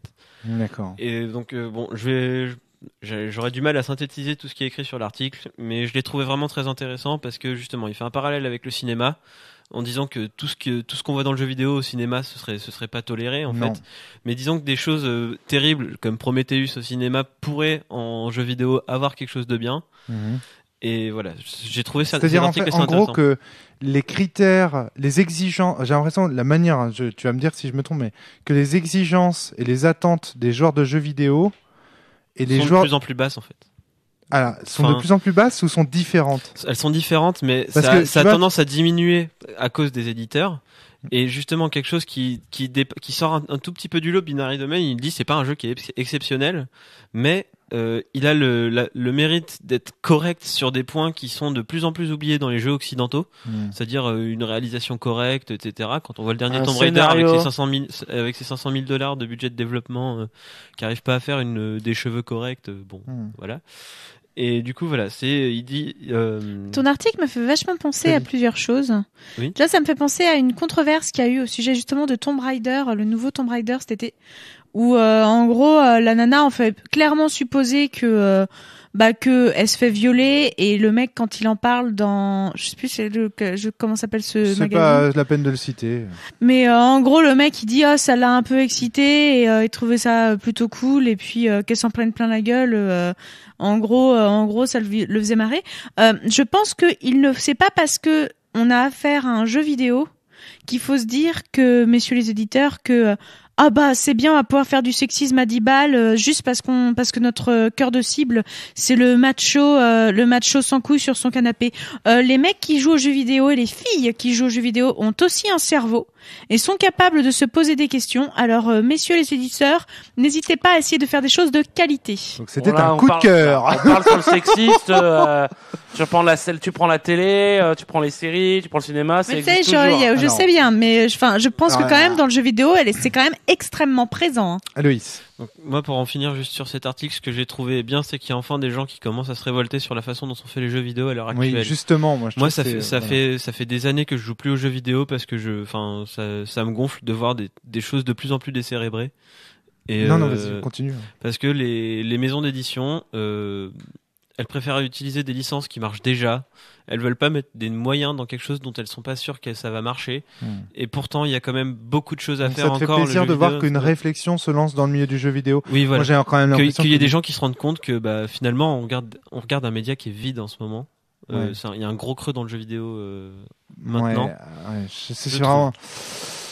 C'est discutable, je trouve, ton propos. Thomas. Oui, je voulais rebondir sur ce que tu disais, Aloïs, parce que j'ai eu une discussion il y a pas longtemps avec un ami qui joue beaucoup donc aux jeux en ligne, faire du FPS donc à plusieurs, qui trimballe sur pas mal de forums pour discuter des jeux, et qu'il remarque depuis de nombreuses années, il voit en fait une émergence de joueurs qui se plaignent de plus en plus de la réalisation des jeux sur le sexisme. Il explique qu'on voit de plus en plus de gens gueuler sur la taille des poitrines des personnages féminins de jeux vidéo. Ils disent, on a marre de voir des mamelons énormes. Ils ont diminué celle de Lara Croft pour le dernier. Alors moi, pour mieux la faire se violer par environ 20 personnes. Attendez. Moi, je pense que... Alors, d'abord, je voudrais répondre à Flavie par rapport à Lara Croft, là. Déjà, le jeu n'est pas, en lui-même, je pense pas qu'il soit sexiste. Le fait est que le jeu... C'était la façon dont le jeu a été reçu par l'article. Voilà, c'est ça, c'est l'article qui est sexiste. Parce que le propos, on prend une héroïne, un canon connu, celui de Tomb Raider, donc l'aventurière, le côté, en fait, Indiana Jones au féminin, et on va faire, comment on appelle ça, un reboot. Déchéance. Voilà, là, c'est vraiment la déchéance totale du personnage. De l'héros. Finalement, on se retrouve un petit peu dans ce dont tu parlais hier soir avec Berserk, Thomas. Quand tu disais que c'était l'histoire d'un mec qui fait un jeu vidéo. Enfin, là, en l'occurrence, Berserk, c'est un manga. C'est un manga qui dit je vais faire souffrir mon héroïne. Voilà. Là, il y a la même proposition chez l'artiste. Moi, je trouve pas ça inintéressant, si tu veux. Non, c'est intéressant. Par contre, ce qui est intéressant, c'est de se rendre compte que cette tendance-là se trouve aussi au cinéma, notamment avec James Bond, où on prend un canon très connu. Exactement. Par contre, cette tendance-là n'existe dans le jeu vidéo que pour des personnages féminins. Non, c'est pas vrai. Je pense qu'on peut. Alors, je connais pas suffisamment, mais je pense qu'on peut trouver des contre-exemples. Regarde, si on prend par exemple, c'est pas Kane, mais l'autre dans. Legacy of Kane, c'est Raziel. Raziel qui a une sacrée déchéance, quoi. Oui, non. Oui, mais c'est pas un canon à la base dans lequel ensuite on lui en a mis plein la gueule. On n'a pas déconstruit un truc pour lui en mettre plein la tronche. Alors. Et puis, franchement, il y a quand même une différence entre une déchéance et le viol, c'est quand même un truc hyper bourrin. Enfin, elle aurait très bien pu avoir une déchéance un peu. Ouais, mais elle aurait très bien pu avoir une déchéance différente. Oui, mais pourquoi pas celle-ci? Pourquoi ça t'intéresse de le faire? Celle-là, c'est quelque chose que tu fais pas avec un personnage masculin. Bah ouais, tout simplement. On pourrait le faire avec un personnage masculin. Bah, si tu as un jeu vidéo dans lequel ça existe. Non, en fait, parce que c'est une femme qu'il y a cette scène-là. Ça aurait été un homme, ce serait pas fait. Viols de personnages masculins dans l'histoire du jeu vidéo? Non. Enfin, pas de très connus, disons. C'est peut-être arrivé dans un truc moi, je me demande de fond de cave. Je me demande jusqu'où, par exemple, dans des jeux vidéo comme Silent Hill, il n'y a pas des scènes sexuelles horriblement violentes à l'égard des personnages masculins. Mais je j'ai pas de souvenir exact. Non, parce que même dans Silent Hill, effectivement, il assiste à une scène de viol sur des personnages qui sont pas féminins. Ouais, mais c'est des monstres, c'est des monstres démoniaques. C'est un gangbang de monstres. Non, c'est un mais c'est pas sur lui que ça a lieu. Mais voilà, une des chances sur un personnage masculin, jamais il sera mis en scène un viol. Mais je vais pas condamner le jeu vidéo pour ça parce que je pense que je condamne pas le jeu vidéo pour ça. Par contre, je condamne l'article qui a été fait où le gars il dit ça m'a un peu excité. Voilà, c'est ça. Merci bien. Enfin, je suis désolée, c'est pas excitant. La nana, elle s'est fait violer. Enfin. Non, mais là, le gars a voulu donner à son article une tournure qui était clairement, il a pas fait attention. Moi, je pense qu'il y a un vrai problème de sexisme, oui, dans ce cas-là, mais. Bon, voilà, il voulait faire de l'humour, soi-disant. Mais bon, c'était pas drôle, quoi. L'humour, ça cache toujours un fond de vérité. Enfin voilà. Mais en tout cas, pour le sexisme dans le jeu vidéo, oui, certainement. Par contre, oui, certainement. Enfin, je pense qu'il y a une réflexion à mener, et je partage le coup de cœur d'Aloïs sur la réflexion qui commence à être soulevée. Et je dis qu'elle est même plus générale dans le jeu vidéo parce que enfin, on commence à avoir des jeux vidéo que on peut aimer ou pas aimer, et pas uniquement parce que c'est beau ou c'est pas beau, mais parce que le propos nous plaît ou nous plaît pas. Et ça, c'est super. C'est-à-dire que vraiment, ça y est, le jeu vidéo, on sent que c'est de nos jours, maintenant, la beauté média n'est plus un critère de jeu vidéo, parce que tous les jeux sont beaux. Voilà. Il y a des jeux qui sont plus beaux que d'autres, mais tous les jeux sont certains beaux. font le choix de retourner vers des modes d'expression plus simples, etc. Par contre, alors je réponds maintenant à Aloïs. On a discuté avec Flavie. Maintenant, Aloïs, je suis pas d'accord avec toi quand tu dis que le jeu vidéo n'a jamais été aussi pauvre qu'aujourd'hui. Non, je dis il y a un creux. Non, c'est pas vrai. C'est l'inverse Pour moi, en fait. Il y a un creux. Ah non, c'est l'inverse.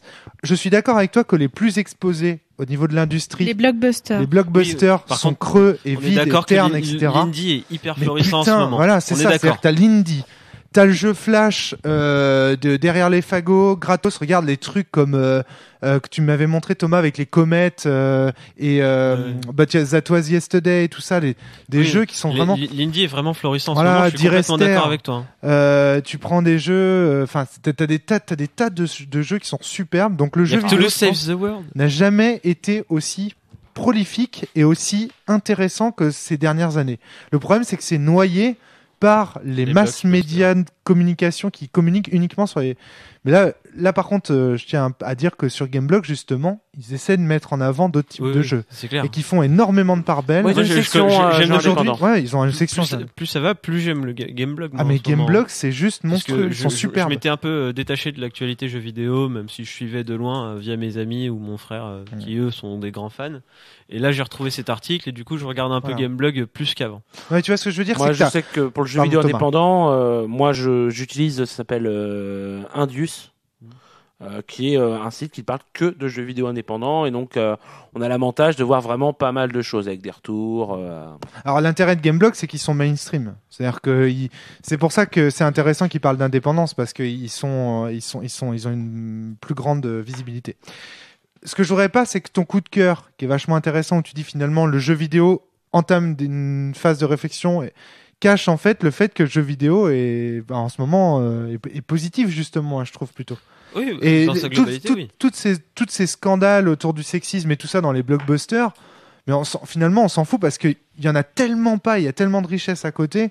Ce serait dommage, tu vois, d'occulter que l'arbre cache la forêt en fait. Oui, mais disons que les problèmes, c'est des problèmes qui datent. C'est en train ça passe en fait. Et je suis content que ça commence à passer. Le fait est que ça fait 4 ou 5 ans que je joue quasiment plus, sauf à 1 ou 2 jeux ponctuellement. Mais voilà, moi je suis plutôt heureux du changement qui est en train de se faire dans le milieu du jeu vidéo. Moi, je les trouve positifs. Et je trouve qu'il y a aussi une tendance, justement, des genres de jeux vidéo à être un peu, entre guillemets, blasés par ce qui sort, parce que justement, je pense qu'ils s'arrêtent au blockbuster et qu'ils ne voient pas derrière. Enfin, l'année dernière, il y a eu C'est parce qu'ils jouent Journey. sur PS3. Il y a eu Journey, il y a eu Journey, ouais, je sais, tu as l'air de dire qu'on en a entendu beaucoup parler, Thomas. Tu Non, y as c'est joué? pas ça, c'est que Journée, oui, c'est bien. Bah oui, c'est une c'est œuvre d'art. un très beau jeu. Maintenant, quand tu viens de te l'acheter et qu'on te dit, oh, mais en fin de compte, c'est juste une bêta pour voir ce qu'on peut faire avec ce système pour développer un vrai jeu, t'as un peu les boules. D'accord. Donc ça, bon, bah, je sais pas, j'ai pas suivi tout ça. Oui, il y a de très beaux jeux. Il y a des jeux. Moi, ce que je me souviens d'une discussion qu'on avait eue sur le dernier Tokyo Game Show, ou le dernier Cube, où on disait c'est bien beau, on voit tous les nouveaux jeux, mais aucun jeu n'est magique. Ouais. Et on prend l'exemple de Journée. Journée, c'est purement et simplement magique. Ça t'emporte de suite, ça marche bien. Mais il n'y a pas que lui. C'est en le a prosopopée du jeu vidéo. Allez, on passe au coup de cœur de Thomas. Thomas, je crois que ton coup de cœur, c'est aussi un jeu vidéo. Non? Non, j'ai pas de coup de c'était cœur particulier. la saison 3 de Mon Petit Poney, t'avais Ouais, dit. tu m'as demandé un coup de cœur. Alors, au départ, tu m'avais dit que tiens, ton coup de cœur, c'est Vampire Bloodline, un jeu de 2004 sur PC, parce que je me suis remis dessus. Je fais oui, si tu veux. Ensuite, tu m'as dit, t'as pas un truc plus GDR? Bah si, justement, depuis que tu joues aux jeux vidéo, tu te remets à la base de Vampire. Je dis oui, si tu veux. Maintenant, si tu veux un vrai coup de cœur, alors là, je vous le conseille, parce que c'est vraiment bien. C'est Mon Petit Poney, saison 3, Friendship is Magic. Fallait commencer depuis quelques semaines, et c'est vraiment, vraiment très bien. Donc allez-y, et surtout, ne faites pas attention au titre du deuxième épisode qui dit qu'il y a trop de Pinkie Pie. C'est pas vrai, il n'y a jamais trop de Pinkie Pie. La cellule envoie du rêve en ce moment. Ouais, à fond. Merci Thomas pour ton coup de cœur JDR. Mais de rien. Et donc, est-ce que tu vas nous faire un jeu de rôle de Mon Petit Poney?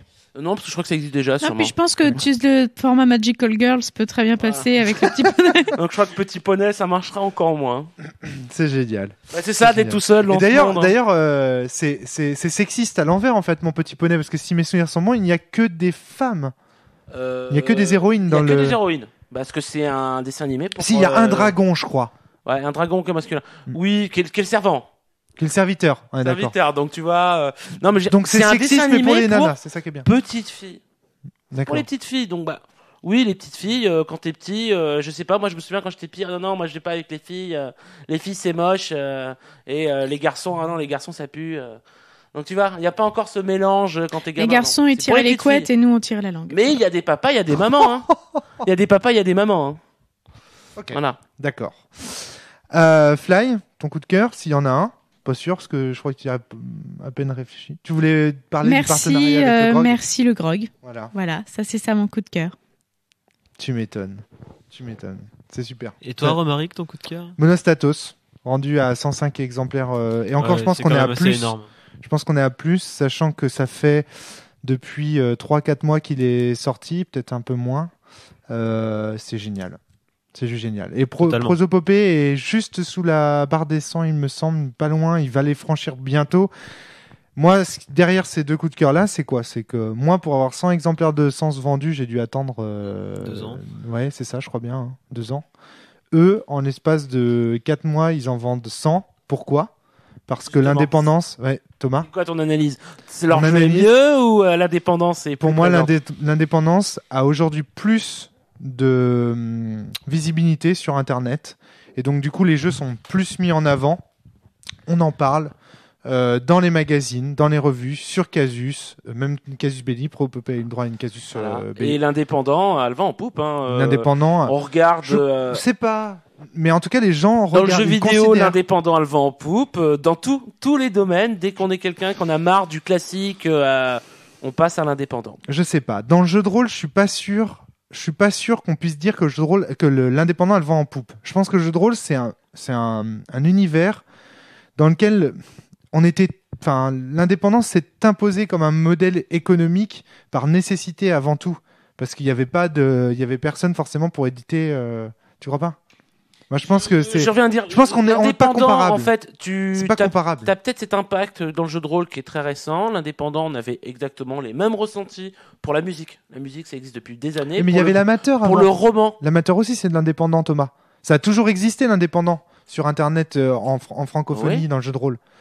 Et c'est qu'aujourd'hui, c'est pas qu'il a le vent en poupe, c'est qu'aujourd'hui, il y a des gens qui ont dit, nous, on est indépendants et qu'on fait de la promotion autour de cette notion Moi, je pense que être indépendant aujourd'hui dans n'importe quel domaine, c'est une valeur plus. On va plus facilement faire confiance à un jeu de rôle indépendant pour dire c'est un mec qui essaie de faire quelque chose de nouveau, changer des catalogues. Et donc, pour moi, c'est une valeur sûre. Je t'invite à écouter le podcast sur l'indépendance, parce que justement, Fabien et Fred précisent bien, et je les rejoins là-dessus, que l'indépendance n'est pas gage de qualité. C'est juste un autre modèle économique. Je suis d'accord. Maintenant, je me mets d'un côté consommateur. Voilà, le côté quoi, pardon, vous ne pensez pas avoir. Le fait d'être indépendant, c'est autre chose. C'est ce que je dis à Fred dans le podcast quand je lui dis, il y a deux choses l'une. La définition que les indépendants donnent de l'indépendance et la vision que les gens en ont qui est différente. Ça, maintenant, je suis d'accord, c'est pas parce que tu es indépendant que tu es de bonne qualité. Voilà, c'est ça. C'est-à-dire, je vois pas pourquoi ce serait le cas en fait. Si tu fais de la merde comme les autres, tu fais de la merde. Et pourtant, tu peux avoir les droits de ta merde. Voilà, mais c'est là, de toute façon, ça ne peut pas être un gage de qualité parce que c'est indépendant. Par contre, tu peux te dire que c'est une autre valeur parce que c'est quelqu'un qui essaie de faire les choses différemment de ce qu'on voit d'habitude. Ouais. Donc ça te permet peut-être une valeur sûre de dépaysement, c'est peut-être possible. Mais ça n'est pas dans la définition de l'indépendance. C'est un format économique, l'indépendance. Yes. Eh bien maintenant, on va passer au coup de gueule et puis on va conclure ce podcast après ces coups de gueule. Aloïs. Alors, moi, mon coup de gueule, je vais peut-être lancer un pavé dans la mare, je sais pas, on verra au vu des retours des auditeurs. Donc, moi, je crois que les auditeurs, ils nous ont quittés, en fait, à partir le début du podcast est tellement pourri qu'à mon avis, personne n'arrivera jusqu'au coup de gueule. C'est possible. En tout cas, j'ai trouvé mon coup de gueule. Hein. T'es content. Il y a une semaine avant la parution de ce podcast est paru le calendrier prévisionnel de Sans Détour.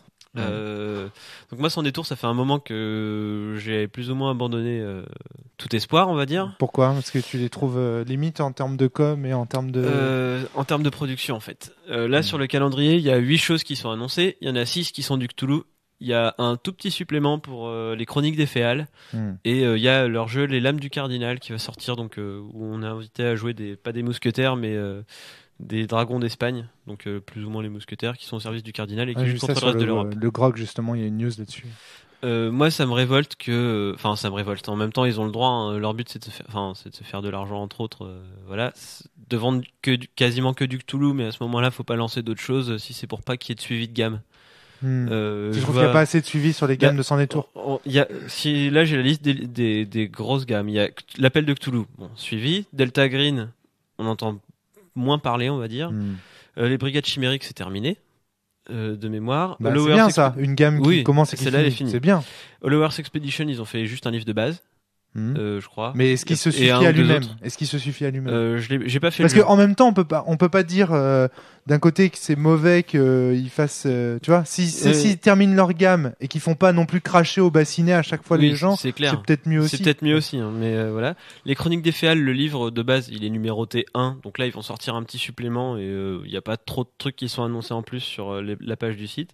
Et voilà les Lames du Cardinal qui arrivent. Donc moi j'ai peur que, comme les autres séries, ça fasse peu de trucs et qui continuent à faire que du Cthulhu. Je me rappelle sur le stand des Utopiales, à part des livres de l'appel de Cthulhu, il y avait quasiment rien. Ça je confirme. Et moi ça me révolte. D'ailleurs, tous les ans. tu vois, moi j'ai même pas été leur dire bonjour aux Utopiales parce que je sais pas, ça Cthulhu par Sans Détour, ça ne m'apparaît même pas comme sexy.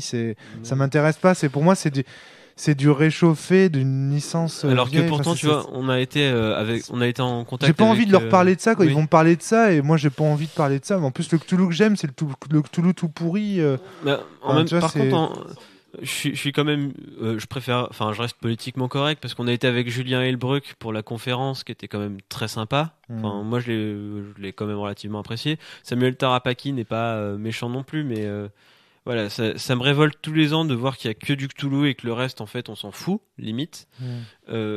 Et puis, voilà, ils continuent à lancer des choses, mais... Après, ce que je sais de Sans Détour, c'est qu'ils ont acheté la licence de Cthulhu suffisamment cher pour pouvoir la rentabiliser. Ouais, voilà, c'est ça. Il faut qu'il la rentabilise. Comme je dis, c'est légitime, mais le fait est que moi, ça me déçoit de commencer une gamme et de voir qu'elle s'arrête 1 an plus tard. Mais elle commence Cthulhu. Comme ça, sera pas déçu. Hein. Ça va s'arrêter. Oui, voilà. Ça va pas s'arrêter. Mais bon, moi, je pense qu'il faut sortir Aloïs de cette logique de gamme, en fait, pour être honnête. En fait, le truc, c'est c'est l'auteur de Sens qui te dit ça, hein, avec son exalogie pourrie. Et je vais te dire, je pense qu'il faut sortir de cette logique-là. Elle est pas bonne. J'aime bien les jeux en one shot aussi. Hein. J'en ai plus. Mais non, je ne parle pas d'un jeu forcément en one shot, mais je veux dire des petites bases, etc. Voilà. J'en ai plusieurs. J'ai Tenga, j'ai My Life with Master. J'en ai d'autres. Le fait est que j'aime bien avoir un gros univers parce que je passe plus de temps à lire mes livres qu'à y jouer. Donc une gamme qui s'arrête, moi ça me déçoit parce que y a plein de détails qui me donnent des idées, mais ça s'arrête là. En fait, il y a des jeux auxquels j'ose pas jouer parce que quand tu fais un jeu avec des intrigues politiques et qu'on ne dit pas dans quelle limite tu peux prendre de la liberté parce que il y a telle ou telle chose qui est impossible ou improbable à se passer. Moi je me demande jusqu'où est-ce qu'il n'y a pas des gens justement qui te vendent totalement l'inverse de toi. C'est-à-dire que les livres soient de plus en plus courts, de plus en plus rapides à lire, de façon à mener à des parties le plus rapidement possible. Je sais pas si... Des livres de plus en plus courts. Moi je préfère les livres effectivement moins épais, qui te laissent plus de liberté si tu veux dans des descriptions. Moi je trouve effectivement que c'est une mauvaise habitude de MJ que de joueur que quand j'achète une base d'attendre qu'il y ait 3 millions de suppléments pour que je puisse durer pendant 5 ans. Alors après je suis pas non plus à ce point-là parce que je suis entre le jeu de rôle anarchiste et le jeu de rôle classique. Moi j'aime bien un milieu entre les deux, qui est pas toujours facile à trouver. J'aime bien une base qui soit quand même assez exhaustive, enfin pas exhaustive mais qui te donne suffisamment de pistes. Enfin, je veux qu'il y ait une vraie base. Je veux qu'il y ait un début d'univers, ne serait-ce que ça. Parce qu'un truc où il faut déterminer un nouveau paradigme ou un nouvel univers à chaque partie, pour moi, ça s'essouffle très vite. Oui, mais rien ne t'empêche d'avoir ça dans un seul bouquin. Oui, on est d'accord. Mais voilà, par exemple, pour l'instant, Wasteland, j'ai commencé à y jouer avec un seul livre. J'ai acheté les suppléments, mais voilà. En fait, après, il y a aussi l'honnêteté. De dire, voilà, on va faire une gamme en tant de suppléments. Voilà. Et voilà, là du coup, ils ont dit on en fera 5, bah, tu sais à quoi tu t'attends. Ouais, d'accord. Ok. Donc voilà, bah écoute, non, mais moi je vois pas en quoi, sans détour, pourquoi tu dis pavé dans la mare. Je pense qu'ils ont conscience de ça. Tu sais quoi ? Je pense même qu'ils sont très conscients de leur Cthulhu dépendance.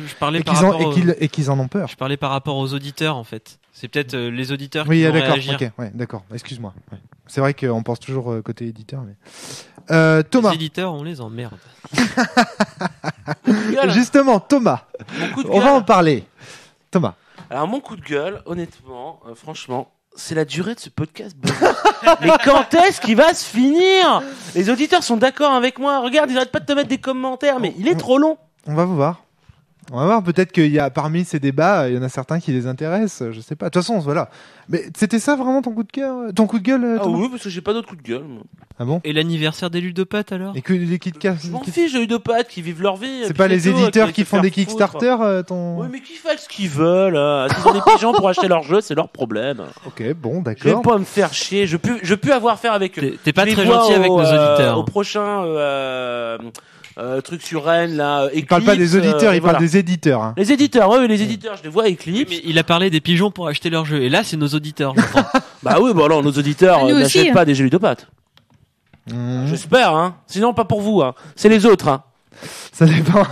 Ça dépend parce qu'à mon avis, parmi nos auditeurs, il y a des gens aussi qui suivent un peu Colline et Simon, et en général, leurs potes, ils ont des ouais. D'ailleurs, on les remercie d'avoir publié le teaser de Sens Néant sur la page Théocalie. Oui, c'est vrai, exact. C'était bien mais moi, j'étais un pigeon aussi, hein, j'en ai acheté. Hein. Bon, voilà, enfin, en tout cas, non, j'ai pas de coup de gueule spécial à faire sur ludopathes. Non, pas du tout. Tu préfères ne pas en parler, en fait. Je pense que ne pas en parler fait que ça n'existe plus. D'accord. Et si tu veux parler de leur Kickstarter qu'ils font, à quel point on se demande à quoi ça sert un éditeur s'ils attendent que les futurs clients payent leur édition pour ensuite avoir leur base. Je ne dirai rien là-dessus non plus. Du coup, tu dis, ouais. Bon, d'accord. Il faut pas. Je pense que c'est un étrange coup de gueule, mais je pense que les gens l'auront parfaitement compris. Non, j'ai cru comprendre que sur Internet, si vous voulez que les choses parlent, il vaut mieux pas en parler. D'accord, ok. Donc nous ne parlons pas de choses qui ne sont pas parlées. Mais cela ne nous regarde pas. Tout à fait. C'est-il pas mignon. Ton coup de gueule, Fly, tu le partages un petit peu avec moi. Oui, je le partage avec toi. C'est un coup de cœur, coup de gueule. Enfin, c'est un coup de gueule, coup de cœur. C'est ni un coup de gueule, ni un coup de cœur, c'est une remarque. C'est une remarque. Voilà, un truc qui m'a, je peux pas dire choqué, mais où j'ai mes petits poils de petite podcasteuse qu'on fait. Alors, la remarque porte sur Radio Rollist de chez Radio Cobal. Rollist, très bien. Moi, c'est une remarque qui a été faite dans un de leurs podcasts. Voilà. C'est donc, alors déjà, on peut les remercier d'avoir ouvert le débat sur l'indépendance et la théorie rolliste, foutaise ou véritable révolution interneto-rollistique. Ça, c'était vraiment intéressant. Moi, j'ai suivi le débat avec beaucoup d'intérêt. Je trouvais ça très intéressant. Mais au cours de ce débat, et c'est là qu'arrive mon coup de gueule, je trouve qu'il y a eu beaucoup de confusion, et notamment, alors c'est pas vraiment au cours de ce débat, c'est au cours de débats même qui ont précédé, lorsque Cobal lance le sujet sur les jeux de rôle en général, qu'il s'appelle narratif. Oui, alors il faut éviter de confondre narrativiste, c'est un narration partagée. Alors. Flavie, est-ce que tu veux faire le point là-dessus ? Alors déjà, on faut dire à Cobal que déjà c'est super de parler de tout ça sur son podcast. Et maintenant, ça, c'est génial. Il peut y avoir des jeux de rôle ludistes à narration partagée. Le fait que ce soit à narration partagée n'en fait pas foncièrement un jeu de rôle narratif ou narrativiste. Je pense qu'il faut bien faire la différence entre les deux. Il y a des jeux de rôle à meneur de jeu qui sont narrativistes. On se pose des questions sur des morales, on se pose des dilemmes moraux, voilà quoi. Des histoires, on crée des histoires, on se centre autour des histoires. Thomas, c'est quoi un jeu de rôle qui est pas narratif ? Voilà, moi c'est ça, exactement. Ça. Déjà, exactement. Très bonne question. C'est quoi un jeu de rôle qui est pas narratif ? Tous les jeux de rôle sont narratifs. Absolument. Tous les jeux de rôle racontent une histoire. Je cherche, j'arrive toujours pas à trouver. Jeu de rôle qui est pas narratif ? Non. Est-ce que tu as déjà vu un jeu de société narratif qui ne soit pas un jeu de rôle ? Attends, un jeu de rôle qui ne soit pas un jeu narratif qui ne soit pas un jeu de rôle, oui, bien sûr. Oui, un jeu narratif qui ne soit pas un jeu de rôle, il y en a. Il était une fois. Il était une fois, voilà, par exemple. Mais par contre, le jeu de rôle fait partie, je pense, de l'ensemble des jeux narratifs. Un jeu de rôle est purement et simplement un jeu, pour moi, narratif. Puisque le but, c'est de créer une narration pour créer une histoire, et tout passe par la narration. Donc voilà, je me réponds qu'un jeu quant au jeu dit narrativiste, c'est-à-dire les jeux qui encouragent la proposition créative de narrativiste selon Ron Edwards, je pense que c'est ça l'idée. Ce sont des jeux qui, logiquement, permettent que les gens autour de la table établissent une bonne histoire. Une histoire, ou en tout cas, que les mécaniques du jeu soient basées sur l'idée de créer une histoire à plusieurs. Une histoire... Oui, Thomas. Est-ce que vous savez pourquoi sur Radio Rollis on a parlé de jeu narratif? D'où il vient ce mot? En fait, je pense que le terme jeu narratif vient de narrativiste.eu, le site de Maître Sin. Je pense que ça vient de là. Je pense, mais il y a plein de gens qui utilisent ce terme. Hein. Jeu narratif, c'est vraiment rentré dans le. Moi, je pense que ce que je disais à Fred et Fabien l'autre jour, je pense que c'est un combat qu'on a perdu en fait. Je pense que les gens maintenant, c'est rentré dans le langage. C'est rentré dans le langage que jeu narratif, c'est un jeu de rôle à narration partagée. Je pense que les gens font la confusion entre les deux. Vraiment. Alors après, Maître Sin, sur son site, défend que non. C'est-à-dire que, je sais pas. Est-ce qu'il dit que c'est le... Attends, tu sais toi, Tom, t'avais lu le truc. Est-ce qu'il dit que c'est forcément un jeu à narration partagée? Je crois pas. Mais il dit que c'est un jeu dans lequel l'histoire... Ce qu'on va central. faire, ce qui compte, c'est la création de l'histoire. D'une histoire. Dans mon souvenir, voilà. c'est ça. C'est pas du donjon explorer, quoi. Voilà. En gros, c'est pas de l'explorateur de donjon où ce qui compte, c'est de poutrer des monstres et de faire des pecs, c'est de gagner des armures, etc. C'est en opposition à ça, un peu. Donc, pour avoir plus de descriptions, allez sur narrativist.eu, vous verrez sa description. Mais attention, dans les jeux dits narratifs par narrativist.eu, il n'y a pas que des jeux de rôle. Ouais. Ouais, d'accord. Oui, voilà, c'est ça, exact. Donc, ça veut dire qu'il a bien la même définition que nous de jeu narratif, en un sens. C'est pas sûr, ouais. Parce que moi, ça semble pas clair, mais de toute façon, comme tu dis, en tout cas, le message de Modern Words, on parle qu'il y a 3 formes de jeu est très mal passé, puisque on a encore des gens qui utilisent peut-être le bon mot, mais qui l'utilisent mal. Voilà, on trouve encore des gens qui disent mon jeu est narrativiste. Voilà, c'est ça. Mais non, ça ne marche pas. C'est perdu, il y a une mauvaise com, il y a eu des tentatives pour rattraper, ça marche pas. Et pourquoi? Parce que souvent, la théorie de Ron Edwards est très éclairante, mais on l'explique rapidement et du coup... On l'explique rapidement, on doit le transférer de l'anglais. Ouais, donc peut-être que la confusion ne se fait pas en anglais alors qu'on l'a en français.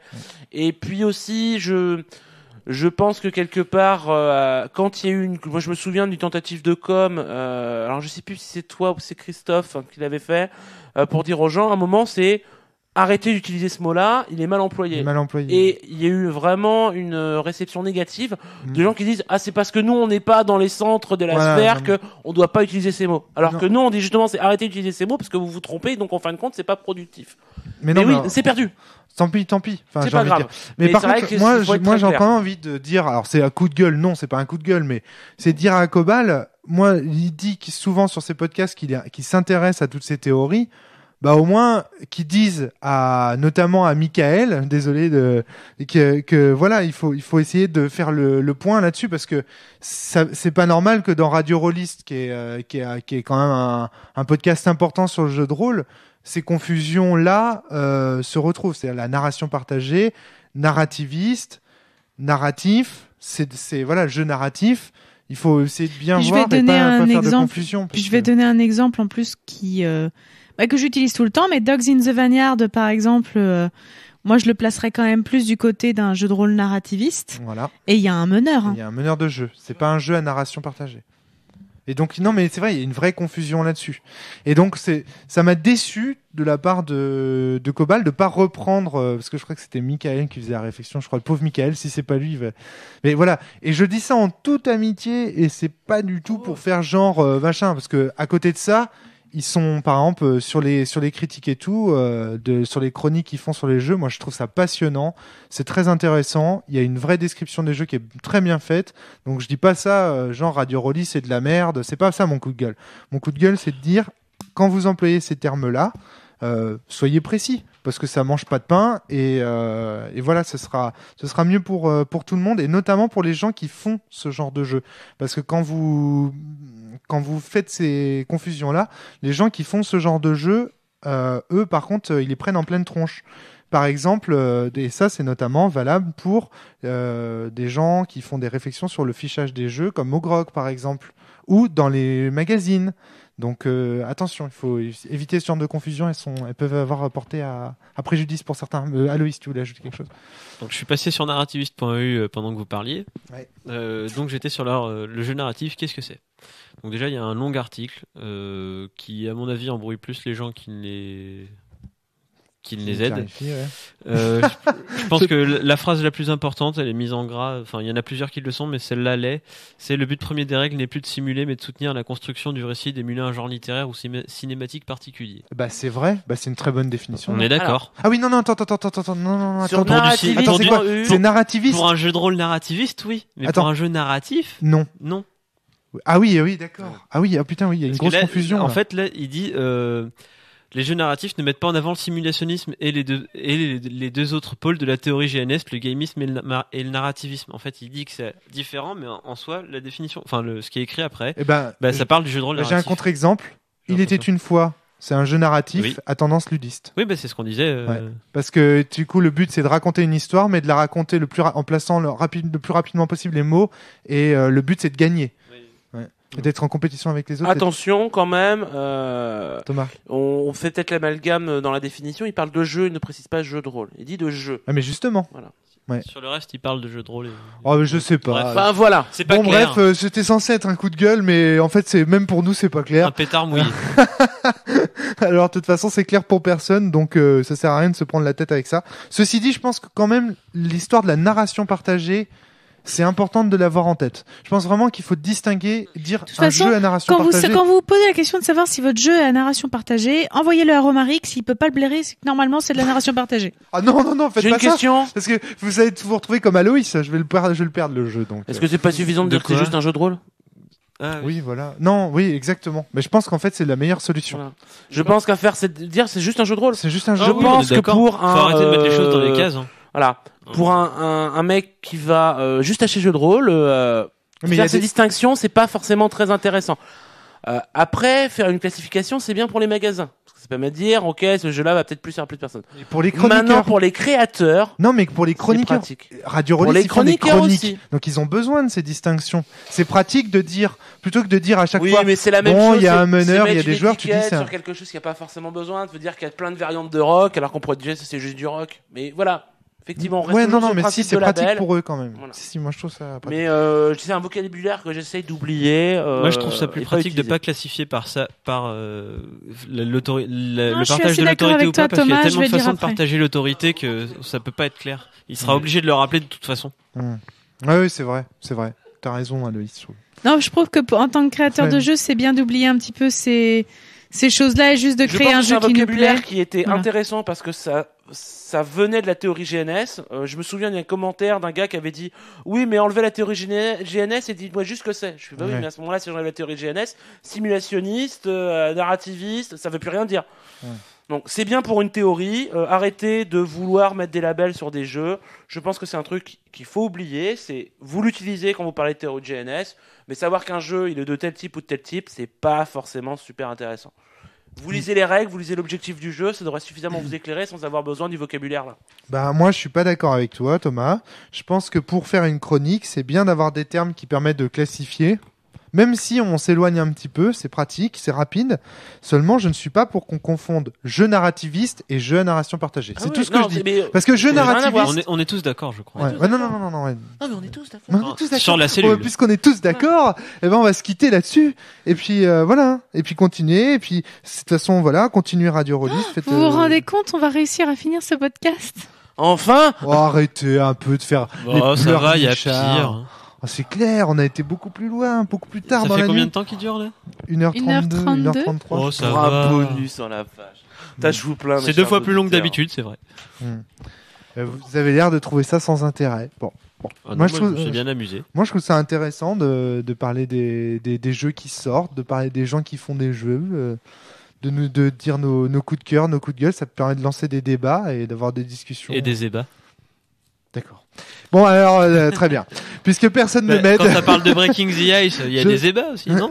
Moi, je vous souhaite bon jeu. Râlez moins, jouez plus, c'est ça qui compte. Nous, on râle trop, apparemment. Donc, on va aller jouer. Assez. Et on va aller jouer, Et bonne année! On va aller jouer pour votre one-shot, figurez-vous, de la semaine prochaine. Allez, à bientôt. Salut!